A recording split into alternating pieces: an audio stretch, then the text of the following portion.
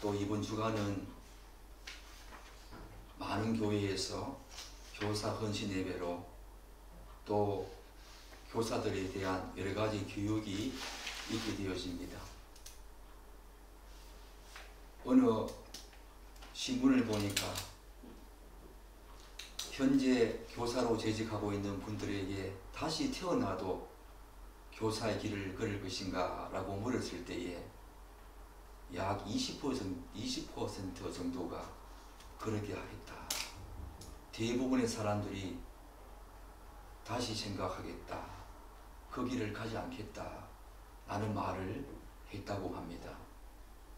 참 학교에서 교사의 직분을 감당하는 것이 참 어려운 시절이 되었습니다. 그리고 또 누구를 가르친다는 것이 너무 어려운 시기가 지금 이 시기입니다. 권위가 떨어지고 정말 교사가 서성이라고 하는 그런 길을 가야 할 텐데, 예전에는 서성의 그림자도 밟지 않는다 했지만 지금은 전혀 그런 권위가 세워지지 않고 또 인정하지 않는 세대가 되었습니다. 혹시 여러분 예수님조차 그렇게 여기고 있지 않습니까?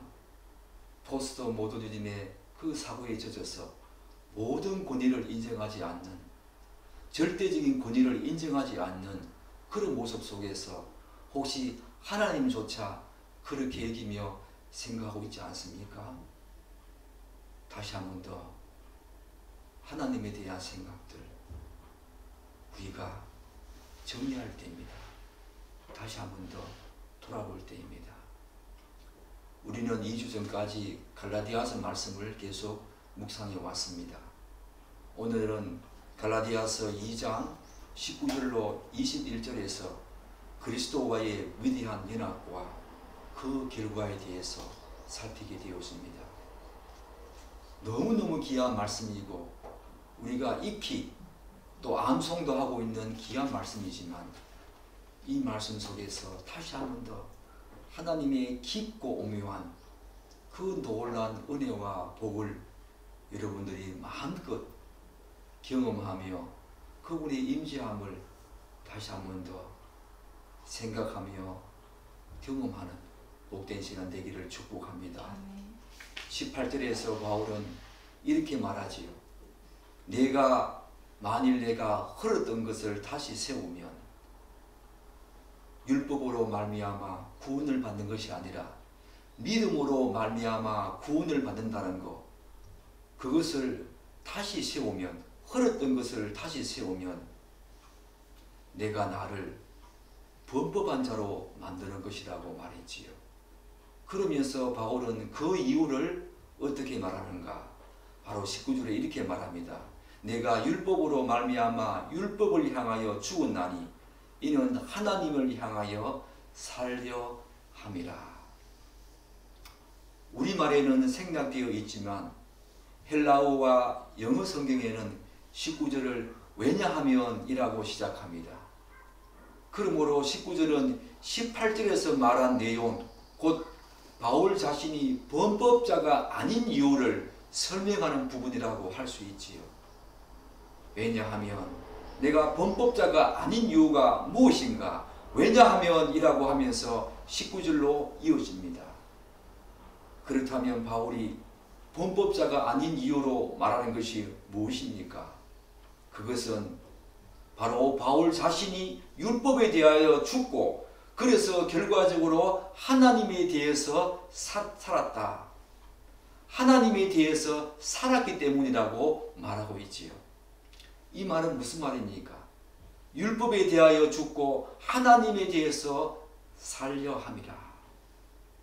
이 말의 가장 우선적인 의미는 바울 자신이 하나님의 참된 생명과 은혜를 얻기 위해서 더 이상 율법으로 말미암아 의롭게 되고자 하는 그 사실을 포기했다는 것입니다.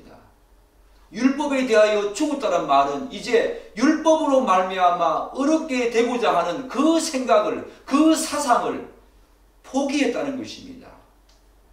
이 내용을 좀 더 구체적으로 살펴보면 저는 두 가지 내용으로 요약해서 설명할 수 있을 것 같습니다. 하나는 영역의 전환이고 다른 하나는 그 영역의 전환으로 인한 영향력의 변화이지요. 먼저 영역의 전환으로 설명할 수 있습니다. 이를테면 바울이 율법에 대하여 죽었다. 곧 율법으로 말미암아 어렵게 되고자 하는 것을 포기했다. 이 말은 그의 삶은 이제 율법이 지배하는 영역에서 하나님이 지배하는 영역으로 옮겨졌다는 것을 지금 율법에 대하여 죽었다 말로, 이 말로 바로 영역이 전환되었다, 그 말이지요. 율법이 지배하는 영역에서 하나님의 은혜가 지배하는 영역으로 옮겨졌다. 잘 알다시피 예수를 믿는 사람이든 그렇지 않든 모든 인간은 이 세상에 태어나는 그 순간부터 동일한 환경과 공간에서 살고 있지요. 그러나 우리에게는 또 다른 보이지 않는 영역이 존재합니다. 그것이 바로 율법이 지배하는 영역인가 아니면 하나님이 지배하는 영역인가, 바로 또 다른 두 가지 영역이 우리가 이 세상에 태어나는 그 순간부터 우리를 찾아옵니다. 그런데 예수를 믿기 전 우리는 예의 없이 무엇의 지배를 받습니까? 예수를 믿든 그렇지 않든 하나님을 인정하든 그렇지 않든 율법이 지배하는 영역에서 살게 되었습니다. 그 영역에서 사는 사람이 구원을 받을 수 있는 조건은 무엇입니까? 그 조건과 원리는 모든 율법을 다 준수하고 지켜야만 구원을 받는다는 그 원리와 조건이지요. 사랑하는 여러분, 그러나 율법이 요구하는 모든 조건을 다 충족시킬 수 있는 존재가 이 세상에 있습니까? 이 세상에 없지 않습니까? 그러나 예수를 믿은 후의 인간 조건은 전혀 달라진다는 것입니다. 율법이 지배하는 영역에서 하나님의 은혜가 지배하는 영역으로 옮겨지게 된다는 것입니다. 그래서 하나님의 은혜가 지배하는 영역은 전자와는 달리 율법을 지킴으로 구원을 받는 것이 아니라 하나님의 은혜, 곧 복음을 믿음으로 구원을 받을 수 있다는 것입니다.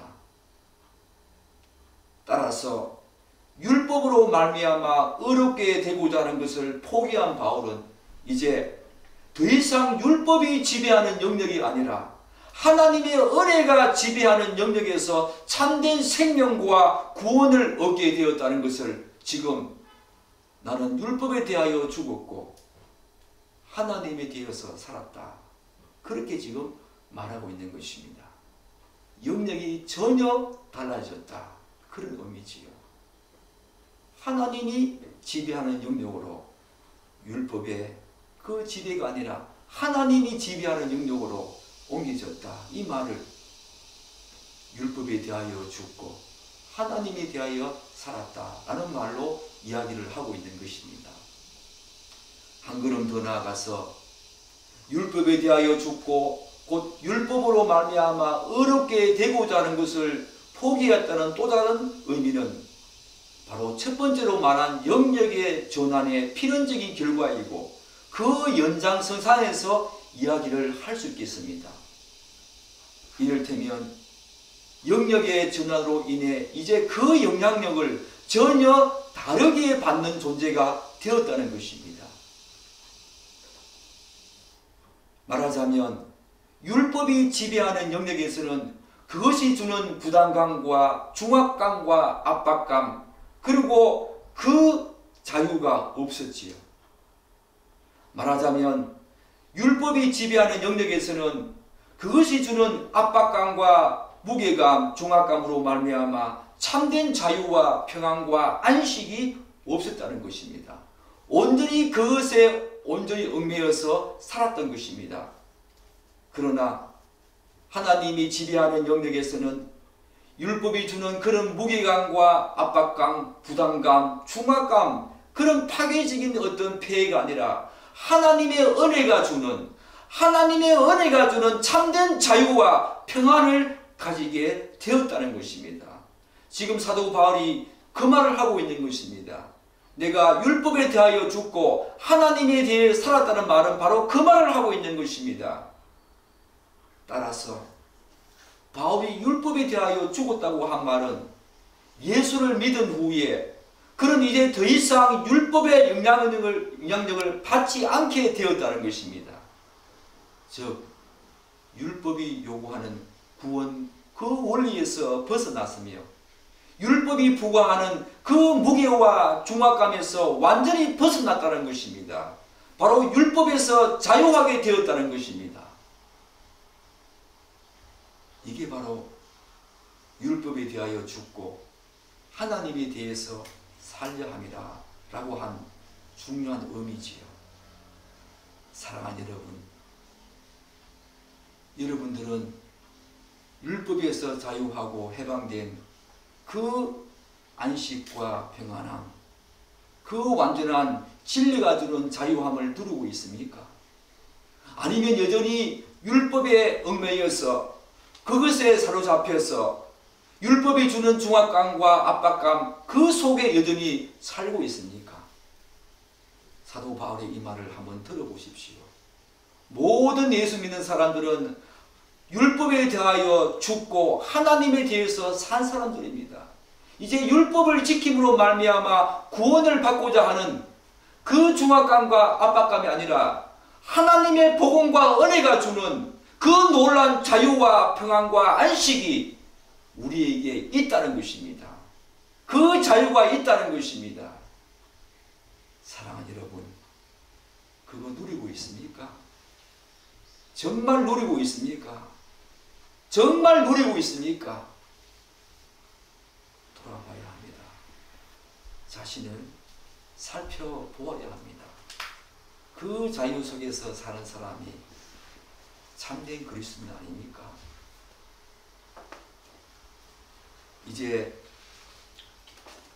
19절을 말한 이 바울은 19절에서 말한 그 내용을 좀 더 선명하고 구체적으로 자세하게 20절에서 풀어서 언급합니다. 바로 사도 바울의 논리 아닙니까? 항상 이런 식으로 사도 바울은 자신의 논리를 펴고 있지요. 이를테면 누구 때문에 그런 일이, 어떻게 해서 그런 일이 있게 되었으며 그로 인한 결과가 무엇인지에 대해서 자세하게 언급하고 있습니다. 20절 같이 읽겠습니다. 내가 그리스도와 함께 십자가에 못 박혔나니 그런즉 이제는 내가 산 것이 아니요 오직 내 안에 그리스도께서 사신 것이라. 이제 내가 육체 가운데 사는 것은 나를 사랑하사 나를 위하여 자기 몸을 버리신 하나님의 아들을 믿는 믿음 안에서 사는 것이다.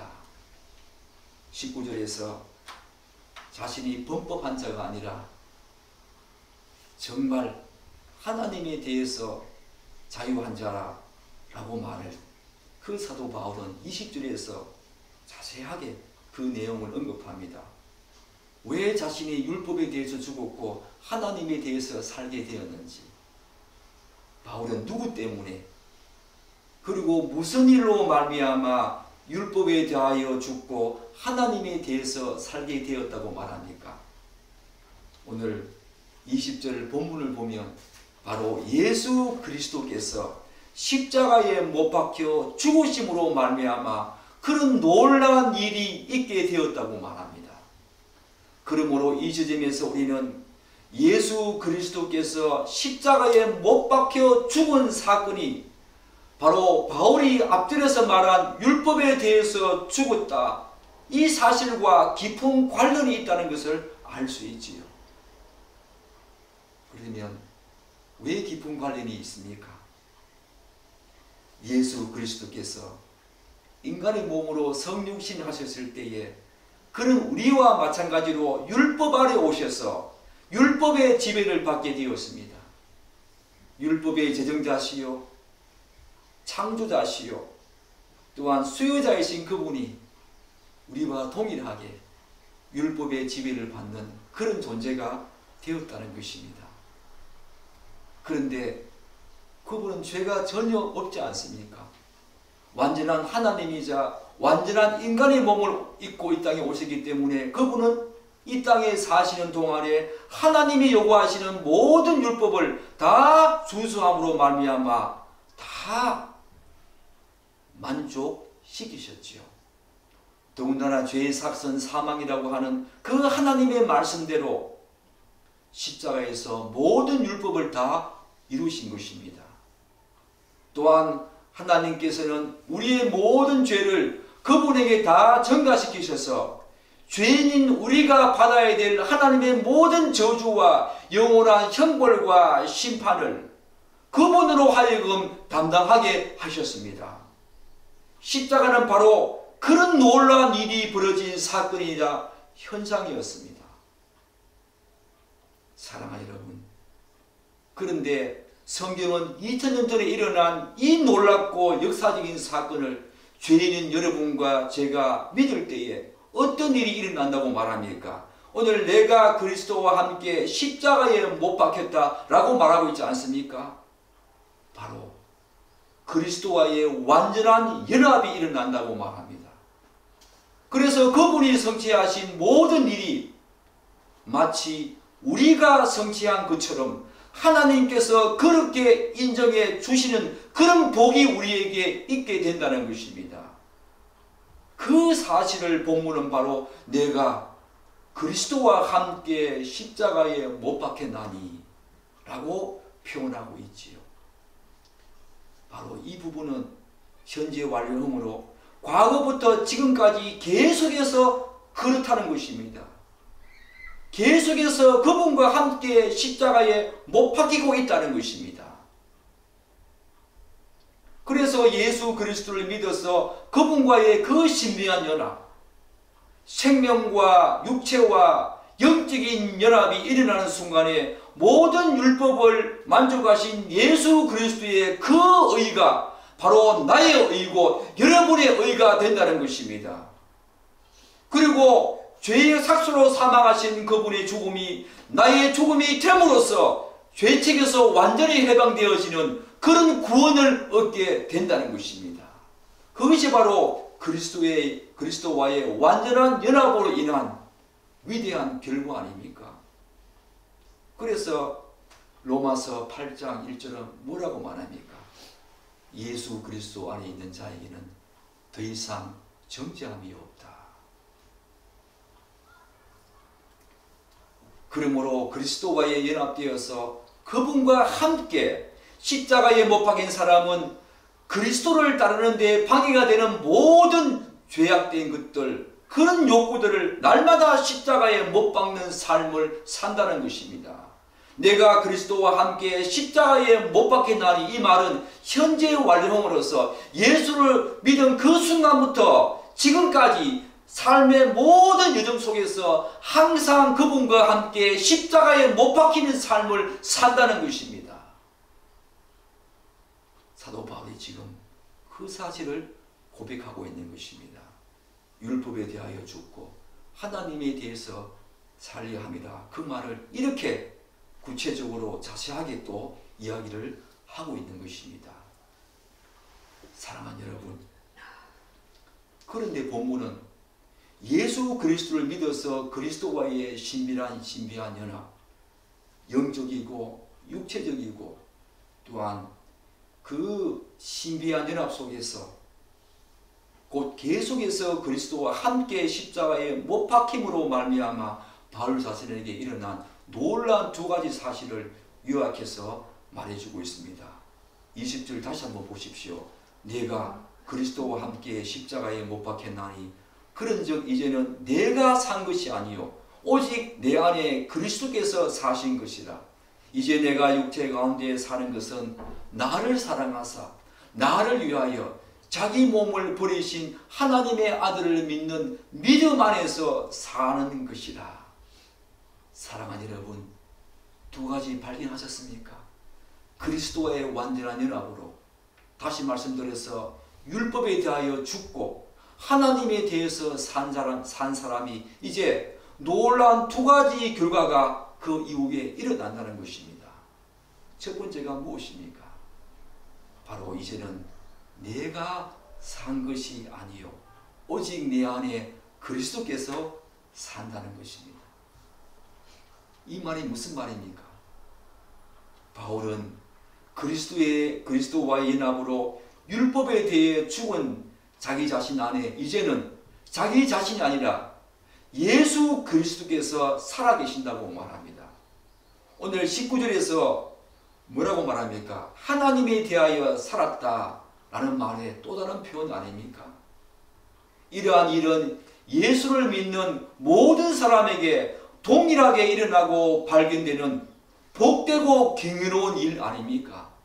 지금 여러분과 저에게도 예수 그리스도 그분께서 우리 안에 살고 있지 않습니까? 우리 안에 내주하시고 거주하고 있지 않습니까? 이를테면 성령 하나님의 인도하심과 능력으로 예수를 믿어서 그리스도와의 연합이 일어나면 하나님께서 예수 그리스도의 이름으로 보내신 그 성령님, 그 성령 하나님, 그 성령 하나님께서 모든 신자들 가운데 내주하셔서 거하시게 된다는 것입니다.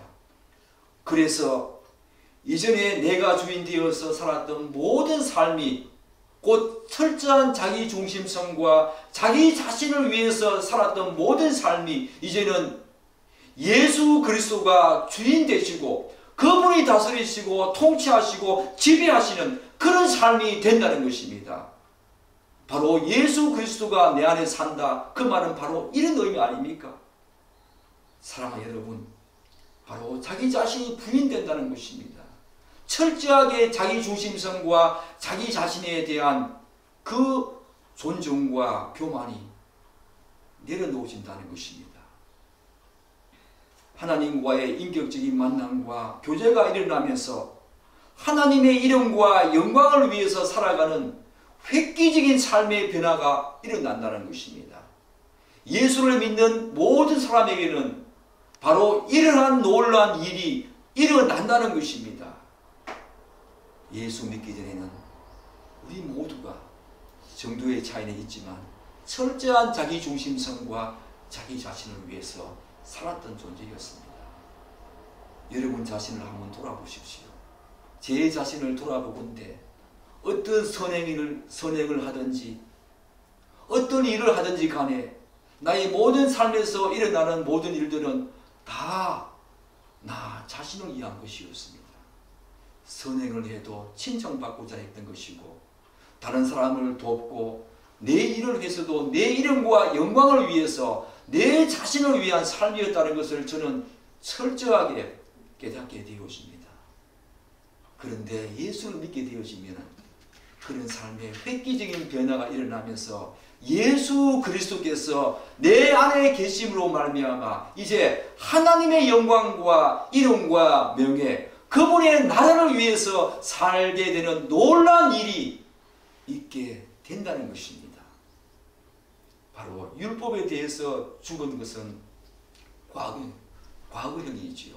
19절에서 율법에 대해서 죽었다는 말은 바로 예수를 믿는 그 순간에 율법으로 말미암아 어렵게 되고자 하는 것을 포기함으로 믿음으로 말미암아 예수 그리스도를 믿음으로 말미암아 어렵게 되었다는 것이요. 바로 율법에 대해서 죽었다는 말은 예수 그리스도를 믿음으로 말미암아 어렵게 되었다는 것입니다. 바로 과거형이지요. 그런데 그리스도와 함께 십자가에 못 박히는 일은 현재 완료입니다. 그 율법에 대해서 죽은 사람은 이제 날마다 예수님과 함께 십자가에 못 박히는 그런 일이 우리의 모든 여정 속에서 있게 되어진다는 것입니다. 그런데 오늘 자기 안에 예수님께서 사신 것이라 이 말은 현재형입니다. 지금도 예수님께서 지금 이 순간에도 예수님께서 우리 안에 살고 계신다는 것입니다. 우리가 어떤 처지와 환경과 조건 속에 있다 하더라도 심지어 우리가 마지막 숨을 거두는 그 순간에도 예수님께서는 우리 안에 사신다는 것입니다. 우리의 모든 모습을 다 보고 계시고 알고 계신다는 것입니다. 이 사실이 얼마나 놀라운 것입니까? 예수를 믿는 자에게는 바로 이런 놀라운 일이 있게 된다는 것입니다. 한 걸음 더 나아가서 예수 그리스도를 믿어서 그리스도와 연합되어서 율법에 대해서 죽게 된 바울이 자기 안에서 일어난 두 번째 놀라운 결과를 무엇이라고 말하고 있습니까? 바로 이렇게 말하고 있지요. 이제 내가 육체 가운데 사는 것은 나를 위하여, 나를 사랑하사 나를 위하여 자기 몸을 버리신 하나님의 아들을 믿는 믿음 안에서 사는 것이라. 그렇게 지금 두 번째 결과를 말하고 있습니다. 여기에서 방점은 어디에 있겠습니까? 하나님의 아들을 믿는 믿음 안에서 사는 것이라. 믿음 안에서 사는 것이라. 여기에 중요한 방점이 있지요. 이것은 첫 번째 결과로 일어나는 당연한 기결점 아닙니까? 예수님께서 내 안에 사시니 이제 그분을 믿는 믿음 안에서 사는 것은 바로 당연한 결과 아닙니까? 예수를 믿어 자기 안에 예수 그리스도께서 사시는 사람은 그분을 믿는 믿음 안에서 사는 것이 너무나 당연하기 때문입니다. 그래서 모든 삶의 목적과 방향이 달라지지요. 우리는 실제로 그러한 사실을 사도 바울의 삶과 신앙에서 충분히 발견할 수 있을 뿐만 아니라 히브리서 11장 수많은 믿음의 선진들의 삶을 통해서 알고 있지 않습니까? 하나님이 그 안에 거하시고 사시니 그들이 믿음 안에서 살았던 삶 그대로 이어지는 그 연장선상에서 그대로 이어지는 그런 삶을 바울과 수많은 믿음의 선진들의 삶과 신앙 속에서 우리는 보게 된다는 것입니다. 여러분과 저에게도 보게 된다는 것입니다. 그렇기 때문에 예수 그리스도를 믿는 믿음 안에서 사는 사람은 이제 성경이 말하는 그 진리를 굳게 신뢰하며 그 말씀대로 산다는 것입니다. 그리고 그분을 온전히 헌신하고 위탁하며 그분이 이끄시는 대로 산다는 것입니다. 바로 자신의 삶에 어떠한 고난과 공경과 어려움과 문제가 있다 하더라도 예수 그리스도를 믿는 사람은 하나님의 주권과 섭리를 철저하게 믿으며 그분을 신뢰하며 산다는 것입니다. 그것이 바로 오늘 사도 바울이 나를 사랑하사 나를 위하여 자기 몸을 버리신 하나님의 아들을 믿는 믿음 안에서 산다 그 말의 의미인 것입니다. 바로 그런 것입니다. 사랑하는 여러분, 다니엘의 세 친구 이야기 알고 있지 않습니까? 다니엘 3장 17절에서 왕이여 우리가 섬기는 하나님이 계시다면 우리를 맹렬히 타는 풀무부 가운데에서 능히 건져 내시겠고 왕의 손에서도 건져 내시리이다. 그렇게 아니하실지라도 왕이여 우리가 왕의 신들을 섬기지 아니하고 왕이 세우신 근신상에 절하지 아니하리이다. 바로 이것이 그 안에 하나님이 사시는 예수 그리스도가 사시는 그 사람이 믿음 안에서 사는 사람의 고백이지요. 그리 아니하실지라도 금신상에 절하지 아니하겠나이다. 절대로 그 믿음을 굽히지 아니하고 하나님의 섭리와 주권 속에서 비록 생명을 잃는 그런 마지막 순간이 온다고 하더라도 비록 내 생명이 없어진다 하더라도 그리 아니하실지라도 구원하시지 않는다고 하더라도 끝까지 그분의 주권과 선들을 믿으며 살아가는 사람, 그 믿음 안에서 살아가는 사람이 바로 그리스도 안에서 사는 그 사람이지요. 그런데 오늘 본문은 그렇게 살 수밖에 없는 이유를 너무도 분명하게 강조하고 있습니다. 바로 어떻게 말합니까? 사도 바울은 바로 그분이 나를 사랑하사 나를 위하여 자기 몸을 버리셨기 때문이라고 말합니다. 나를 사랑하사 나를 위하여 자기 몸을 버리셨기 때문이다. 바울은 예수 예수 그리스도께서 자신을 위해서 도저히 상상할 수 없는 일을 그분이 하셨다고 지금 말하고 있는 것입니다. 자기 몸을 버리신 이 사건은 사도 바울에게는 도저히 상상할 수 없는 일이었습니다. 이것 이상으로 그분이 할 수 있는 일이 정말 이 땅 가운데서 없을 정도로 그런 놀라운 일을 자기를 사랑하사 예수님께서 하셨다는 것입니다. 그렇기 때문에 바울은 이제 바울 자신을 너무 사랑하셔서 자신의 몸을 아낌없이 버리신 그분이 향후에 바울을 위해서 무엇인들 못하겠느냐라는 믿음으로 지금 산다는 것입니다.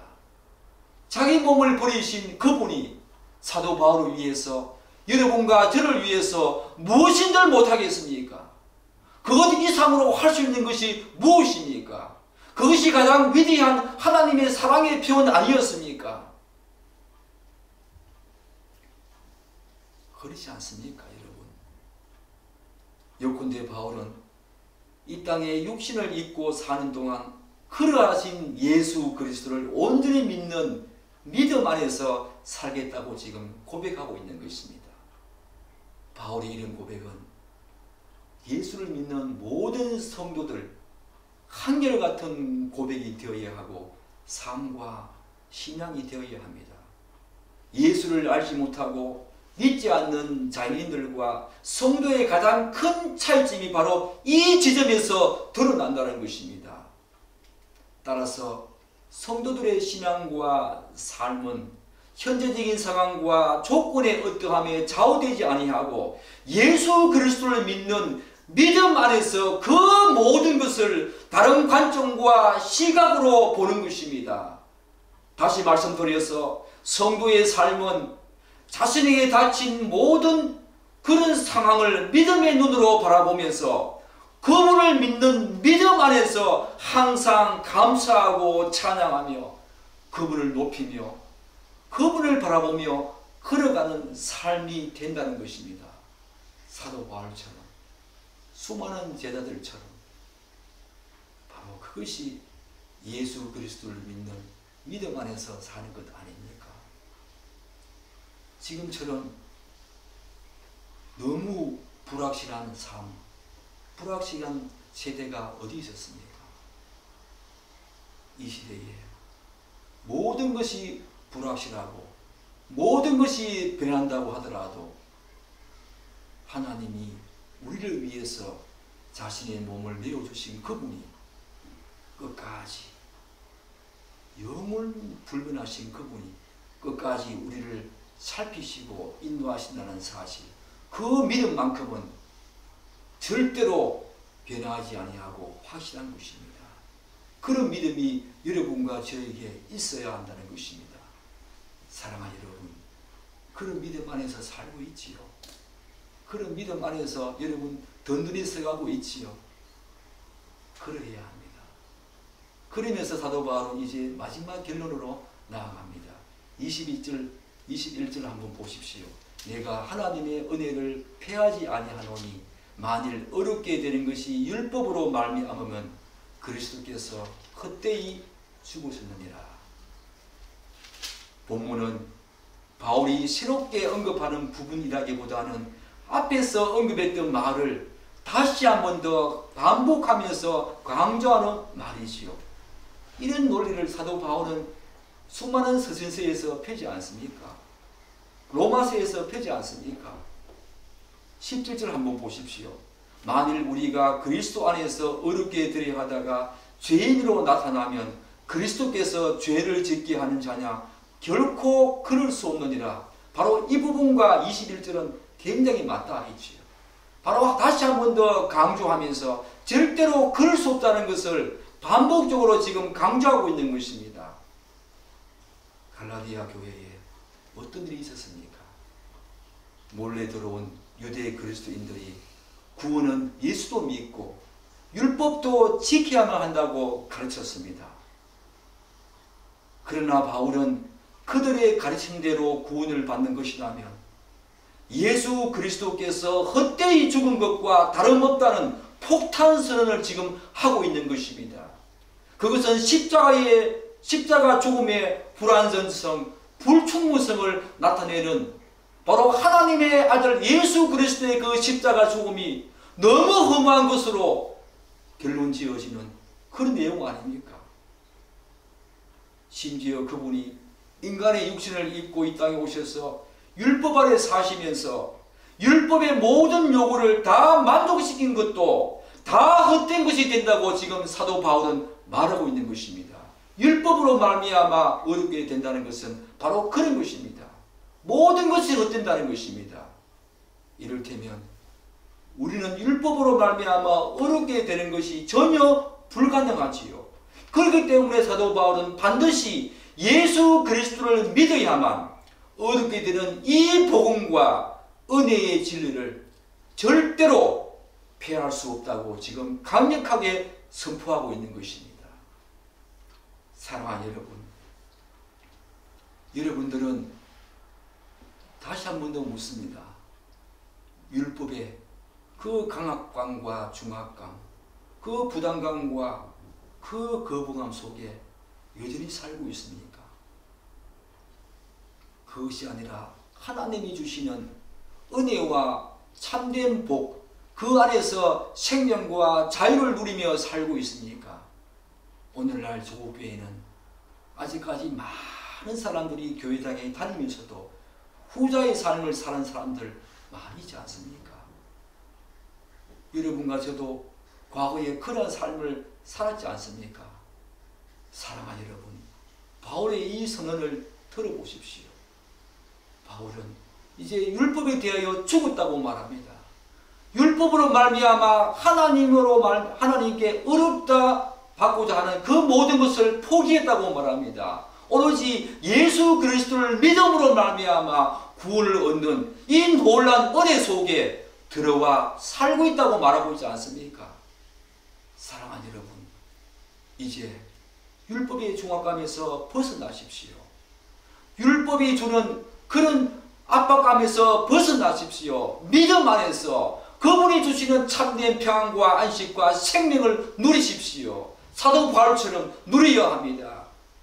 우리 조국교회는 누리지 못함이 너무 많이 있습니다. 성경은 누리라고 말하는데 누리지 못한다는 것입니다. 안식을 누리십시오.